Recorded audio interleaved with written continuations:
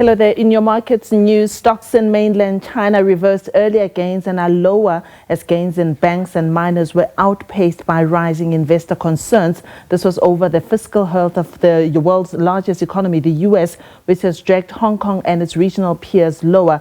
Japan's Nikkei shared 0.9%, while Hong Kong's Hang Seng lost 1.2%, and China's Shanghai index fell 0.2%.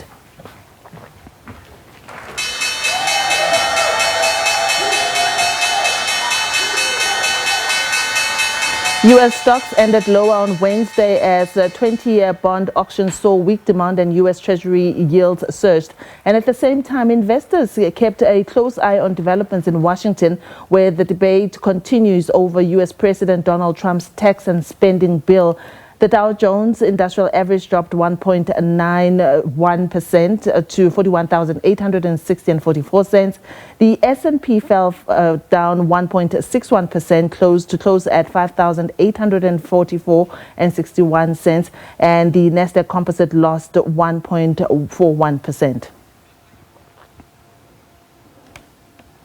All right, the all-share index is currently down at 0.6%. It's trading at 92,790. And when we bring up currencies for this hour, the rand has slipped to, or rather slipped now to 18 rands or 4 to the dollar, and it's at 20 rands 38 to the euro, and it's sitting at 24 rands 16 to the pound.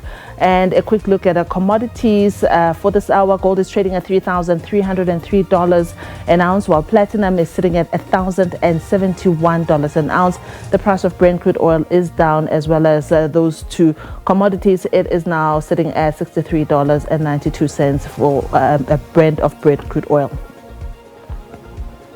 All right, Simpiwe Litlojane is our market analyst for today. He's the head of investment strategy at Absa Investments. Simpiwe, thank you so much for joining us on SABC News. Budget 3.0 finally has been passed, has been tabled, and we're waiting the next coming weeks to see if it will be passed when some legislation still has to take place. But it has been described by some as underwhelming. But some of the key takeaways are no doubt the 16 cents levy proposal, which some economists and experts are fearing that it will stoke inflation and also impact consumers. There was that debt to GDP seen rising to 77.4%, as well as lowered growth forecasts. What have you at Absa seen this budget like with all those numbers in context?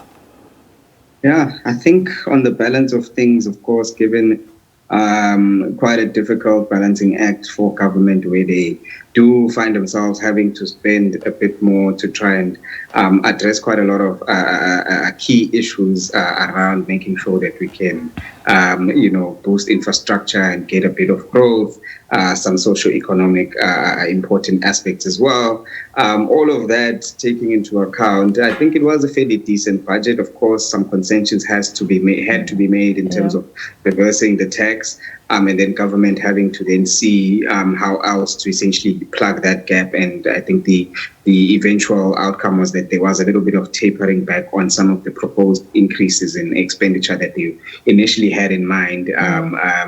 But I think overall it was a decent budget. Of course, on the back of that, we are seeing, of course, debt to GDP expected to peak at a high level, but I think the key word here is the fact that we're still projecting it to peak. So going forward, we may actually see debt to GDP stabilizing, albeit at a slightly higher level than what some of the forecasts earlier were saying.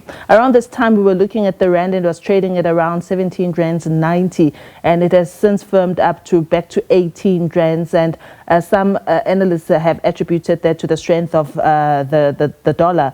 The weakness of the dollar, rather. What would you give the changes in the currency to at Absa? Yeah, I think it is definitely the dollar weakness is one of the factors.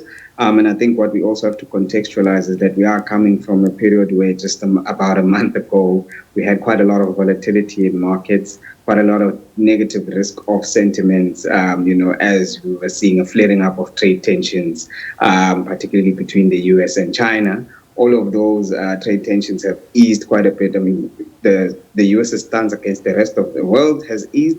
and then the US's stance against China, and subsequently China's stance against the US, all of those have eased a bit. And so we're seeing a little bit of a recovery in the risk sentiment, and that's part of what's driving the rand. Other factors that are also supporting the rand is from a trade balance perspective. Of course, you have gold at record high levels, and we are net exporters of gold, where some of the commodities that we import largely, so Brent crude, are being fairly subdued currently. And then I think even when you're just looking at some of our local fundamentals, a fairly stable budget also speaks to a bit of positivity as well. Yeah, yesterday was quite a busy day, Simphiwe, you'll agree with me. We saw that anticipated meeting between US President Trump as well as our President Ramaphosa. Quite a meeting, I must say. And given the tone of that meeting yesterday, how is the market anticipating the outcome, particularly on economic relations, given, you know, the interaction between the two heads of state? No, 100%. And I mean, these meetings are of high importance, important for, the president and the government to essentially look to, quell fires before they become, get out of control, and really manage the narrative around South Africa and drive the key messaging to ensure that sentiment remains positive. Especially with the US, because the US is actually amongst our largest trading partner. If you're looking at, total trade, it actually ranks number 2 after China in terms of how many goods we actually export and import between the two economies, which is in excess of $20 billion. And then, of course, quite a lot of reliance as well, if you're looking at some of the key industries where they make up actually the largest exporter of those key industries. So, and all of those things tend to then have a second round effect from an employment point of view if there are any negative trade relations. So really important for these meetings to happen, really important for us to then look at restoring our status and our relationship with the US, particularly to protect agreements such as AGOA from a trade perspective, but then also from an investment perspective to make sure that we can keep the taps open and still be able to get investor flows from such economies as well. Yeah. Simphiwe, thank you so much. I wish we had talked about Life Healthcare, but I'm going to be speaking to the CEO in a short while. But thank you so much. Simphiwe Tlojane is the head of investment strategy at ABSA Investment. He was a market commentator for today.